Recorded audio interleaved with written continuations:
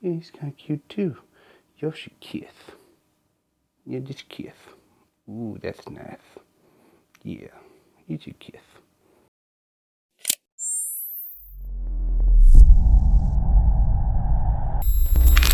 What's going on, everyone? Welcome back to the Custom Night Vision YouTube channel, and today is the day. We are going to put these two things up next to each other and find out what's what. All right, let's get into it. I want to talk about how these things stack up. The L3Harris GPNVG and the Argus APNVG, or whatever they're calling it. First, I want to touch on construction quality. As you would imagine, the L3Harris device is made very well. Right here in America, it includes L3Harris filmless white phosphor intensifiers. They come in a myriad of different levels, I guess. There's the 2376 plus, and then I think they have a high FOM option, 2600 FOM plus, and there's a lower one. I think it's like 17 something. I don't remember, but there's a few different ways you can buy these. To speak on the APNVG, the construction quality is good. I would say the material is not as high quality as what you would get over here, but it is very good. I've used these, I don't know if I've said this a bunch of times already, but for like 6 months and I've had no issues. I have not been nice to them. I'm pretty hard on my stuff. I'm not disrespectful, but it's made pretty well. It's durable. It's held collimation, and it doesn't feel cheap, okay? So that's usually everybody's first concern. What does it feel like? It's nice. The next thing I want to talk about is optical performance, and this is what really surprised me. So like I've said, I've been using these for a while. Previously, I had a set of these that I used for quite a while as well. And in using these, before I was able to put them side by side, I assumed that the optics were not as good in this because that's just what I kept hearing. And where the images are merged together with this fused eyepiece, I assumed that I was seeing more overlap because the objectives on the APNVG actually generate a slightly wider field of view than the objectives on the GPNVG. I don't know why this is, but something about how the optical system works together. These objectives generate like a 5% wider field of view. Is it a big deal? No. What it does create is at close range things, when you put them side by side, you would never notice it otherwise. Images through the APNVG will look a little further away or zoomed out, for lack of a better term. In my primate brain, I thought that was generating a wider image back here at the eyepiece that then was merged together and there was more overlap.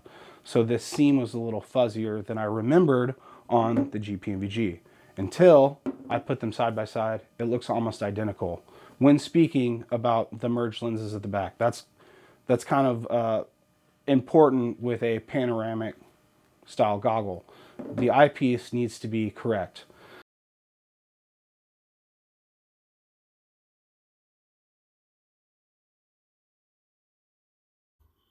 This is the L3 unit, 50mm lens.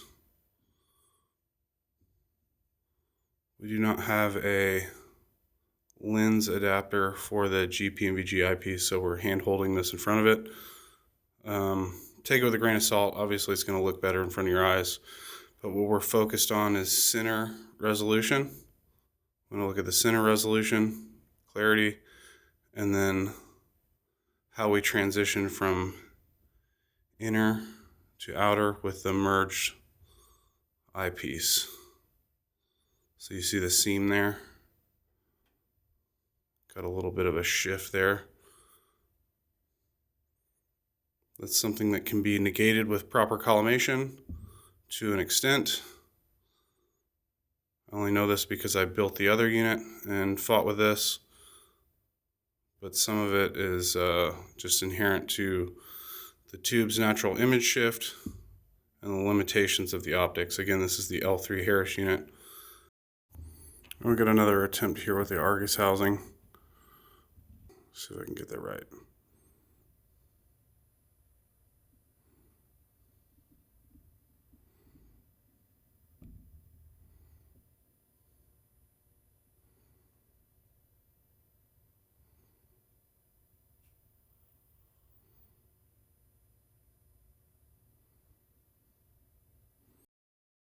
So as far as optic clarity, quality, contrast, they're within like 5%. Honestly, most people would not see the difference in optical quality.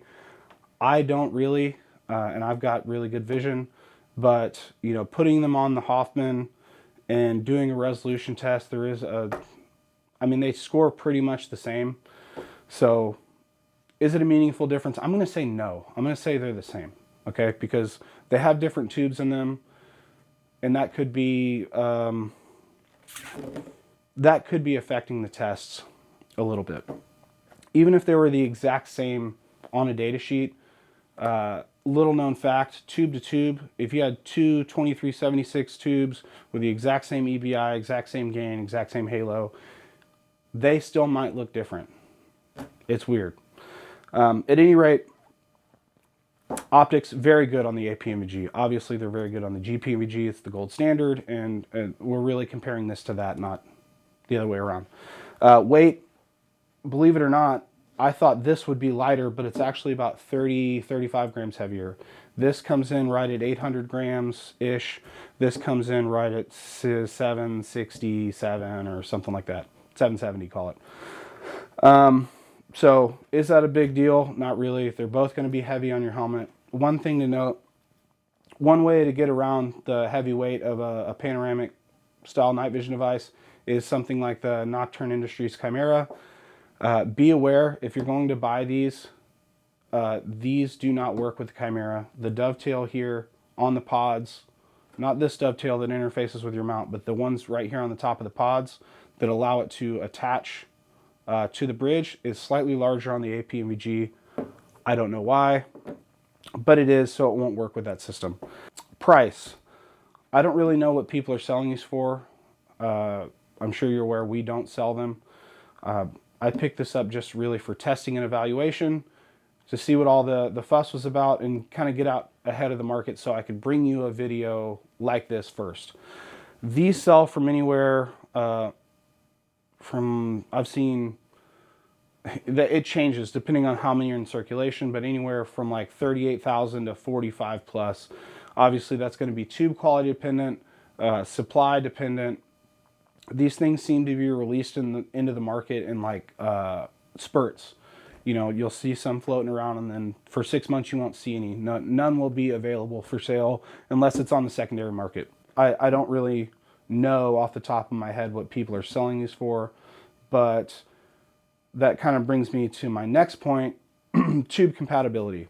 If you buy a GPNVG, you can only get them with L3 tubes, obviously filmless, now white phosphor. You used to be able to get these with filmless green phosphor. I don't think they're doing that anymore, but I'm going to go ahead and say no, they're not. With the APNVG, you can put whatever tubes you want in them. You could put an NVT tube here, an Elbit tube here, an L3 tube here, and a Photonis tube there if you wanted. Is that a good idea? Absolutely not. But you're not, I guess, cornered into only getting, you know, the most expensive tubes. You can buy one of these and put a more budget-friendly set of tubes in it if you want. That's been very popular from my understanding, as people are getting this housing and they're putting Elbit tubes or Photonis tubes in it so they can get into a pano without spending, you know, $30,000+. Final thoughts. I'm very surprised, very impressed by this. Is it as good as this? It's pretty close. And for the price difference, you know, I'm not speaking price on that. We don't sell it, but I have seen, you know, these are selling for significantly less than those, obviously, as we discussed. If the only thing holding you back is your reservations about optics quality, the optics are very good. You know, are they as good as US optics? I mean, they're pretty close.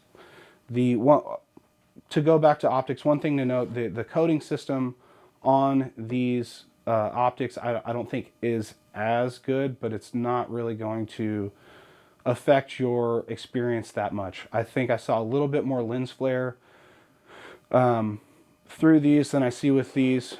And when I'm filming through these with a camera, I see a slightly different hue of the phosphor screen. The L3 unit looks a little bit more blue, where the Argus unit. Both of these are outfitted with L3 tubes, if I didn't say that before.